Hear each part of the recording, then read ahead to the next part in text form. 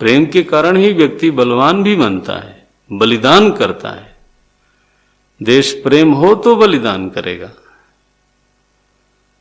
और एक प्रेम ऐसा है कि अब पता चला कि उसकी वजह से विसृज्य ससरम चापम, ऐसा भी एक प्रेम है। सीदंति मम गात्राणि मुखम च परिशुष्यति। मानो कोई व्यक्ति का प्रेम ऐसा आ गया, अब वो है जनरल, सपोज वो है ऑफिसर, और उसको बुलावा आया कि इस समय इमरजेंसी है, बॉर्डर पे आओ, ज्वाइन इमीडिएटली। अब उनका घर में मानो बच्चा है और परिवार है, प्रेम होना स्वाभाविक है। कौन कहता है कि प्रेम नहीं होना चाहिए? अब देखो, उस समय ये कहना कि वात्सल्य रस महान होता है, हाँ, उस समय ये कहना तो ऐसे वात्सल्य रस की निंदा नहीं है, लेकिन उस प्रसंग में वात्सल्य रस को का क्या कहा जाएगा? हृदय दौर्बल्यम। बोले दाम्पत्य जीवन के प्रति निष्ठा होनी चाहिए, एक दूसरे के साथ बिल्कुल कमिटेड होना चाहिए। और बोले जहां शपथ लेके आए हो तो स्नेह के अलग अलग आयाम हैं।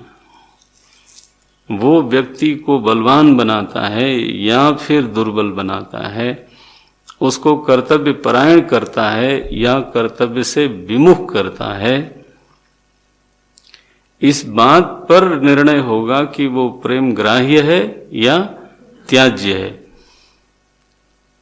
प्रेम का स्वाद तो वही का वही होगा।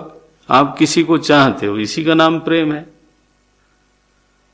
देश के चाहते हो तो देश प्रेम है, परिवार चाहते हो तो परिवार से प्रेम है। चाहने का नाम प्रेम होता है, लेकिन वो जो चाहना है उसका परिणाम क्या है? हमारे गुरुदेव बोलते थे, falling in love is street छाप लव। ये जिसको प्रेम बोलते हैं ना लोग, अंग्रेजी में यही शब्द है, I have fallen in love. वो शब्द ही यही बोलते हैं, फॉलन माने गिर गया। I have fallen in love. वो कहते थे, when you rise in love, that is called devotion. The same love will convert into devotion. Virat से जो प्रेम है वो उठने का नाम है, वो गिरने का नाम नहीं है। और ये मूर्खों वाला जो प्रेम है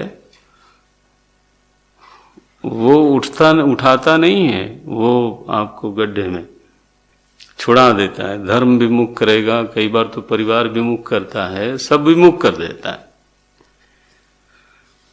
तो प्रेम हर जगह सराहनीय है, ये किसने कहा? प्रेम हर जगह प्रशंसा का पात्र है, ये कौन बोल रहा है? प्रेम अगर कहीं उन्नयन का साधन है, बलवान होने का साधन है, तब तो उसका अभिनंदन होगा। और यदि वो क्षुद्र है तो प्रेम केवल प्रेम होने के नाते कि आप किसी को चाहते हो, इसके नाते वो कर्तव्य से विमुख कराता हो, धर्म भ्रष्ट कराता हो, तो हम उसको फिर दुर्बलता बोलते हैं। बोले तुम कमजोर हो।